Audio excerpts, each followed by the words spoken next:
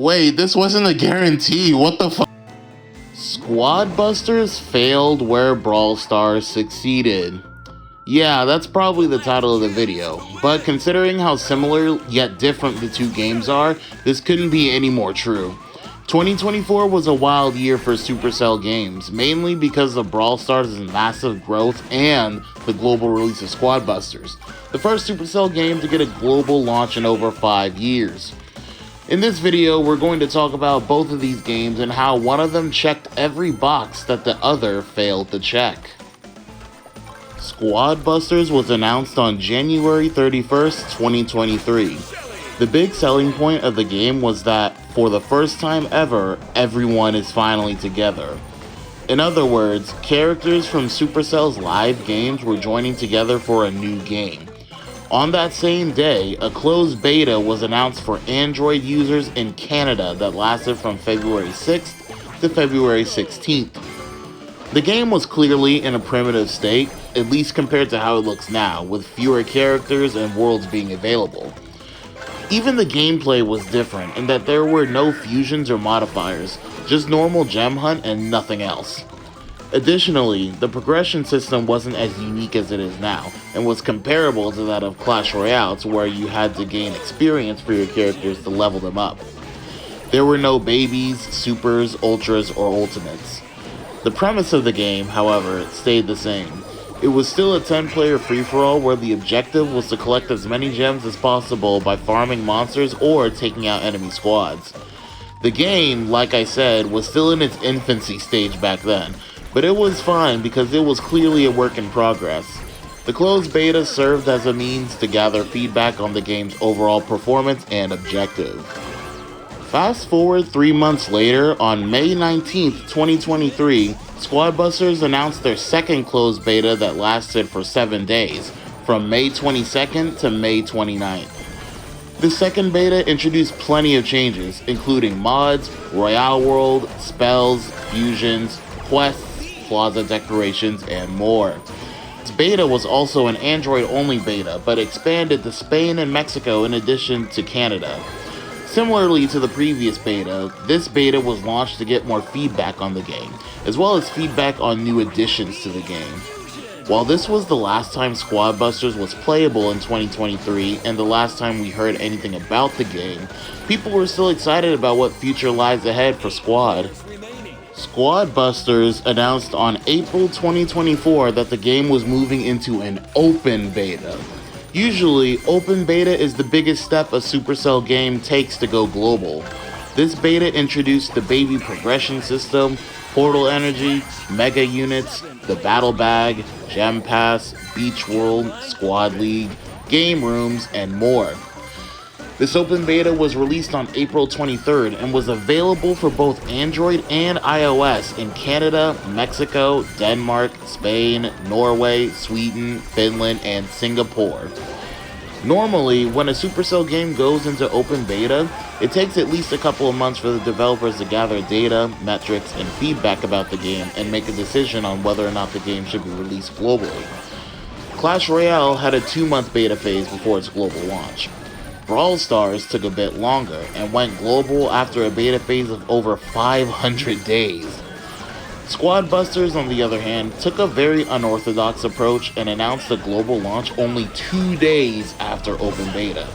Keep in mind, they announced global but didn't launch it globally at that time.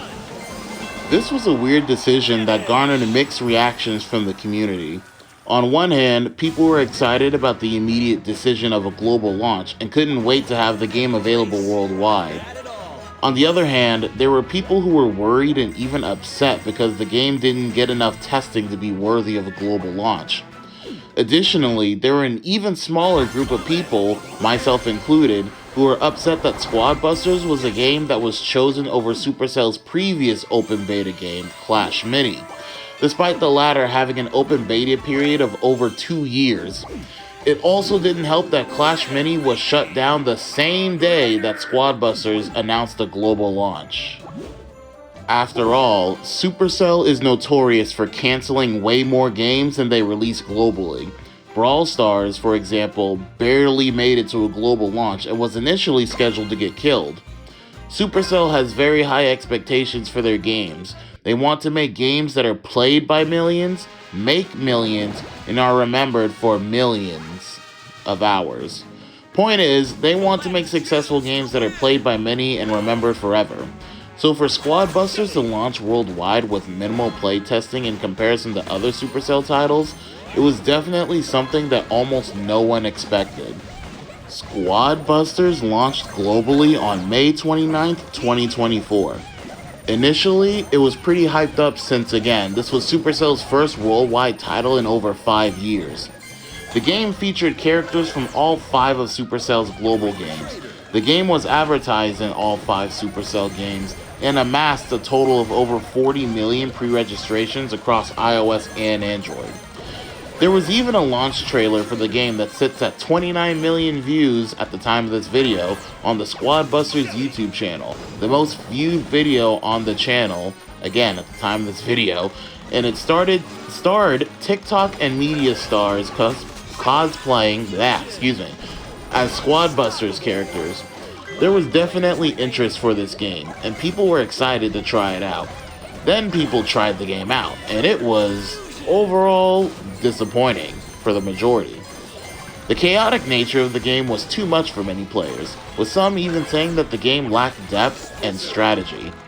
Squad Busters grabbed the attention of millions of mobile gamers, but failed to maintain it due to various issues in the game that honestly could have been prevented if the game had a longer open beta.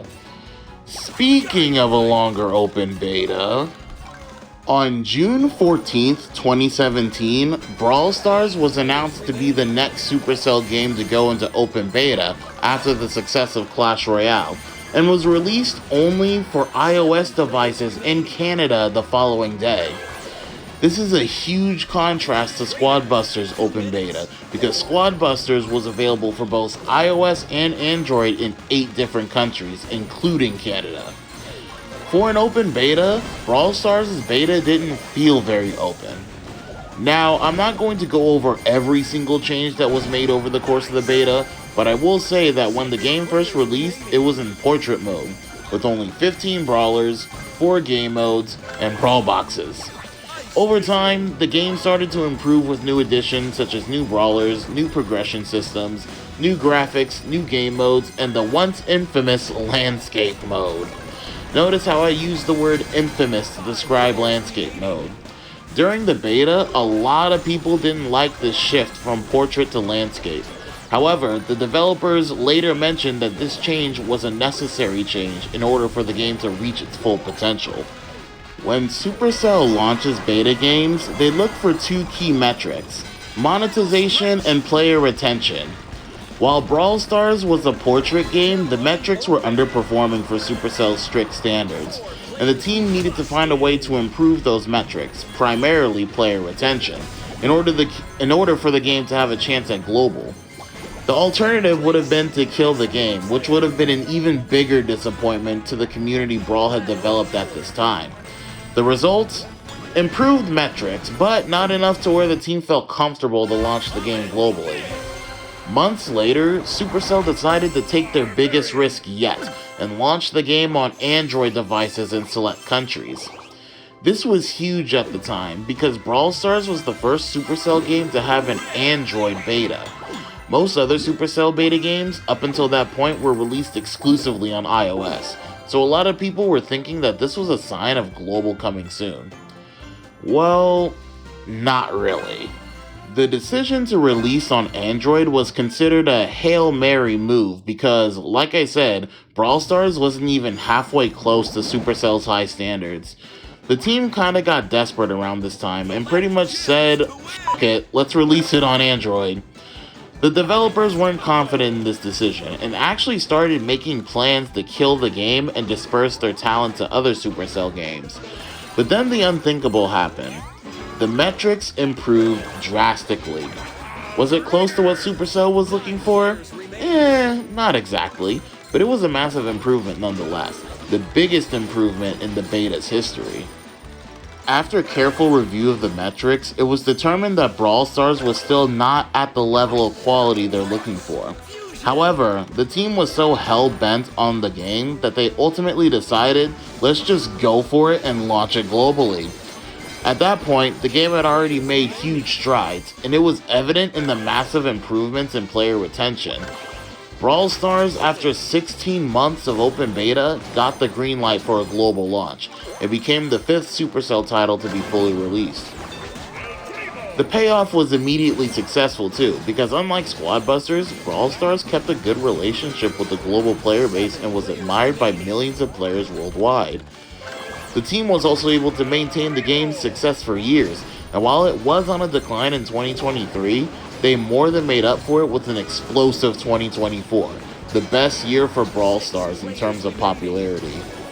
Brawl Stars was easily Supercell's best performing game of 2024. Conversely, Squad Busters was one of the worst performing, even currently being outperformed by Heyday, Supercell's oldest game, in downloads and revenue.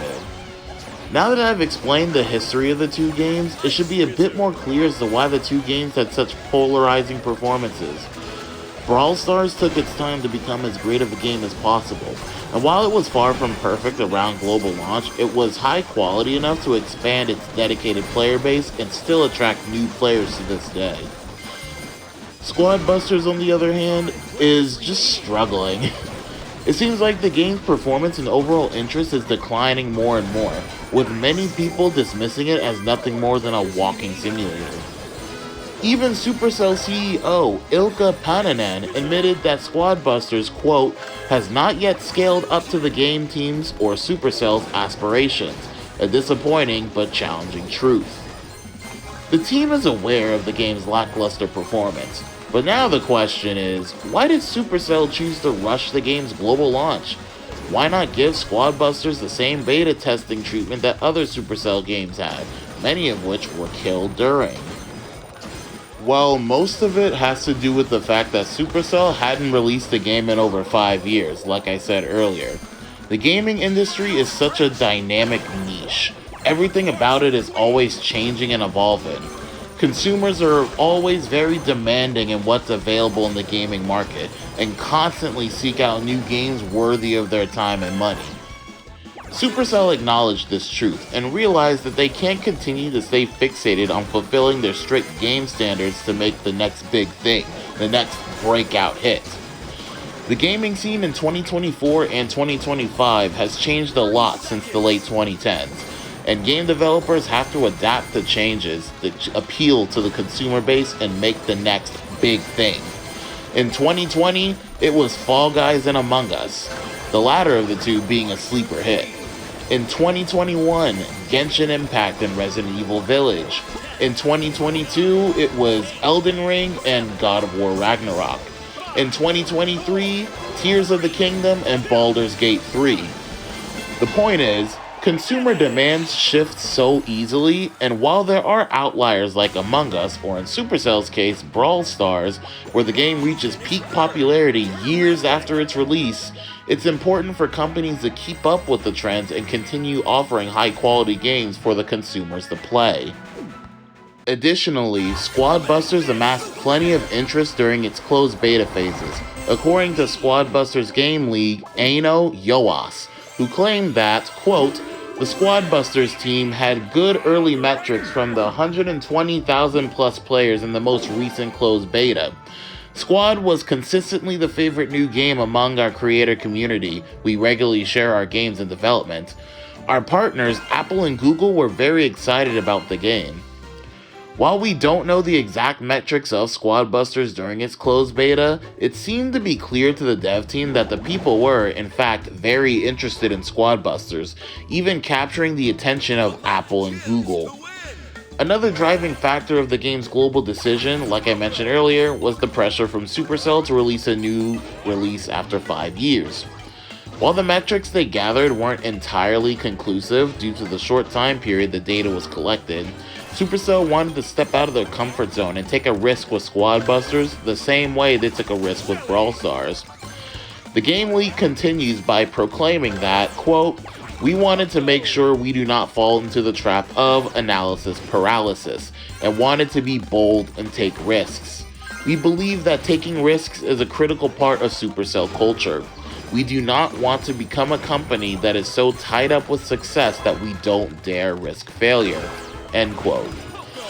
I said earlier in the video that Supercell didn't want to continue restricting themselves from potential opportunities by fixating on their sky-high standards. After all, this risk-taking mentality is what brought Brawl Stars to the global audience, which worked very well in Supercell's favor. Unfortunately, Squad Busters underperformed despite the risk, but the way I see it is that while Brawl Stars was a calculated risk, Squad Busters was more of a reckless gamble. There's more to testing beta games than player retention and monetization. The game actually has to make sense. It has to function without too many glitches or bugs. The game has to have feedback for every single aspect of it, especially the aspects that weren't a part of the closed beta, such as in-app purchases, mega units, and the battle bag, to name a few. These three things were generally disliked by the community upon global launch. You can believe in a game being good all you want, and you can even have the raw data to back it up, but community engagement is so important these days. You need to get an understanding on how the general audience feels about the game. Sure, the devs may have done that during the closed beta, but again, with the amount of new features introduced in the soft launch, there should have been time for players to give their feedback on those features. While yes, most of these features eventually got fixed as the game received more updates, mega units are gone, the battle bag is gone, progression went through some changes, and bugs were fixed. However, these updates were honestly updates that should have been part of the open beta.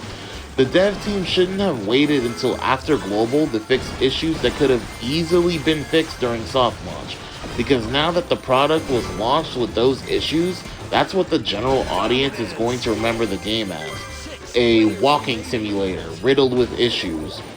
Consumers are very picky and very unforgiving. The first impression is the most important. Mess that up and they'll drop the game before you even get the opportunity to change what's wrong. Brawl Stars took almost a year and a half to be ready for global. Looking back at the changes they made during beta, I couldn't imagine the game being anywhere near as successful if they didn't take the time to make those improvements. I mean, what's the point of releasing a game in open beta if you're hardly going to use the data from it prior to a full release? The fact that the global announcement came only 2 days after soft launch makes the game feel rushed. That was the player's sentiment when it was released, and because of it, a lot of people dropped it. It's a shame, honestly, because had this game had a longer soft launch, I could see it being a hit, or at the very least being in a better position than it is in currently. That's all from me though. What do you guys think about Squad Busters? What do you guys think about Brawl Stars? Both of these games, like I said, are so similar yet so different. They're like two sides of the same coin, with one side being the result of a careful, thoughtful, and calculated risk, and the other being the result of a not so careful, not so thoughtful, and reckless gamble. Let me know what you guys think in the comments, and thank you guys so much for watching. Take care of each other and love each other. Peace.